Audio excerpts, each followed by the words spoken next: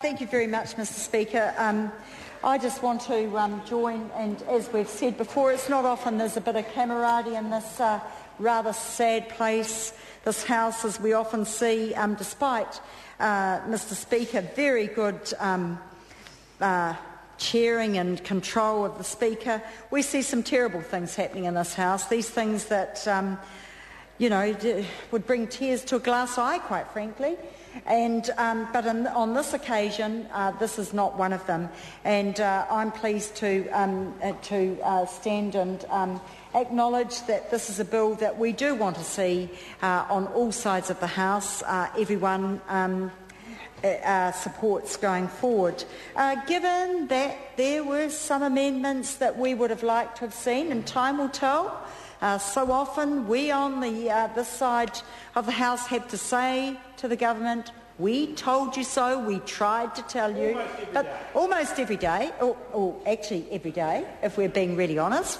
Every day we have to say we told you so, and I believe that my colleague David Parker put a very, very good amendment up that had the, perhaps even if we'd extended time and really given more consideration to this, that perhaps we could have had a full House on this and got full support. But we are not a petty party. Certainly we aren't. I won't comment because we're not going to get all niggly at this time of the night.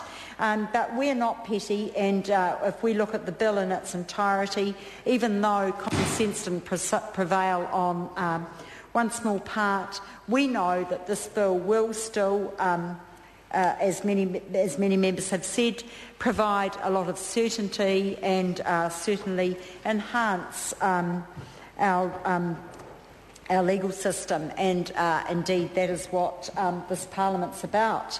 Although it doesn't always happen all the time. I'd actually not picked up that. I understand that the bill is actually 60 years to the day. Is that the case? What else in here? Oh, well, I don't think we need to go on to that. But I know that a 60-year acknowledgement is a very, very special thing. It's a very special time for many, many things and people. And I want to, in this House, acknowledge how important 60 years is. And I think we should all acknowledge that. So, going back to the bill again, Mr Speaker, and I think that reference to people's height, given that you're sitting in the chair, was most inappropriate, actually, Mr Speaker. And I actually think that there will be a few feathers flying in the National Party caucus next week with those sort of comments with Chester. Completely out of character. I think just perhaps a little bit showing off at the last one too many wine gums. That could well be the case. One too many. But, we're not here to, goodness me, if we all took offence at personal comments in this House, we'd never get anything done, would we? And so I'm just going to let that go. We would. That's exactly right. So I'm just going to get that, let that one go and go back to the limitations bill, and just say again, I think it's a time, and this is a third reading speech, tempted as I am to go into the detail, to go into all the technical stuff. I'm not going to do that. Well, thank you very much, and there's very little else. I mean, physically, I'm just I haven't got those cool glasses to remember me by, and so I have to rely on referring to these things. But I think that this is a third reading speech, and I think that all nonsense aside, third reading speeches are times to acknowledge the work that's gone into the bill. Okay? And I want to start with the Law Commission, who actually, they made the recommendation and they have done so much work. The majority, much of their work, most of it was enacted under the Labor government. In fact, if we look at the Labor government's record, there's been so much work. Sadly, the Sentencing Council, all the work they did on that was not enacted, and that's something that I know that certainly we on this side of the House and the Green Party, and indeed I'm sure many national members who have actually got a bit of knowledge on what good the Sentencing Council would have done, rather disappointed in. But notwithstanding that, the Law Commission have done a lot of good work, and I want to, in this House, acknowledge that good work. As I've said before, I think I said in one speech earlier today, but I'm going to say it again because you can't say it often enough. I want to acknowledge the hard work that our clerk and his hard-working staff put in the Select Committee. I think that he has to manage many different people in that committee. We've acknowledged Chester Burrows as a very competent chair and is pretty predictable. That does not, we cannot say that of Paul Quinn. Paul Quinn is a difficult member to manage. Even the national members will say that. But I actually want to acknowledge the Select Committee staff who look beyond all those quirky little ways and manage to keep things running pretty smoothly. I also want to acknowledge the hard-working justice people who give us advice, and certainly we always listen to that advice, but in this situation there was very little controversy.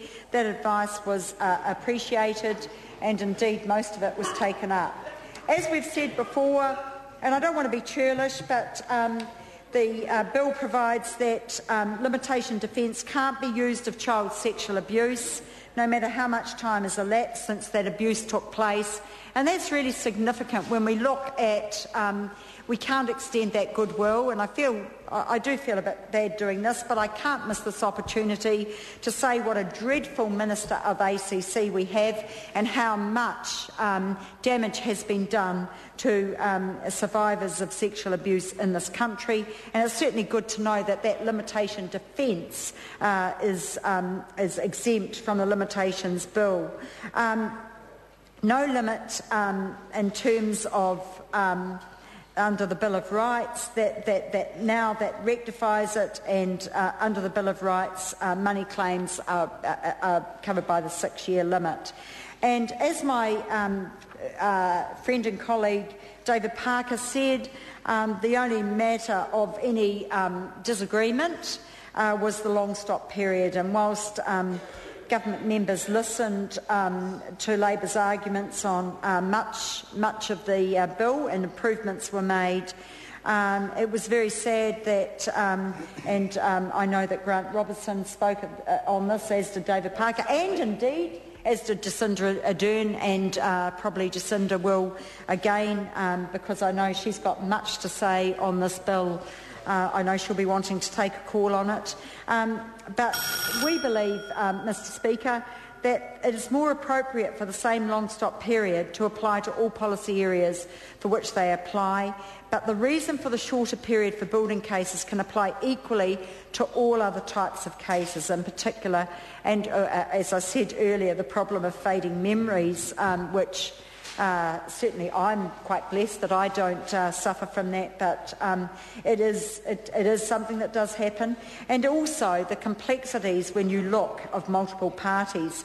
Owners of houses that have a latent defect should have as long to bring their claims, and that we firmly believe, and that is probably the one little teensy black mark in terms of the goodwill and the camaraderie around this bill going forward, is that that period was not extended to 15 years. However, as I said, we are not petty on this side of the House. We are supporting the bill. We are looking forward to its period of enactment, which, goodness me, I don't think anyone in this House has spoken on when the bill will be enacted, and I think that's something that we all really want to know. Oh yes, of course, it was going to commence on the 1st of July 2002. Well, that's no longer feasible because we've clearly gone past that date, but the hard-working Select Committee picked that up and are recommending that this bill comes into force on the 1st of January 2011. Now that's really fitting. We are going to start the new year in 2011 with a fresh start to limitations, and on that basis, Mr Speaker, I commend the bill to the House. Thank you very much.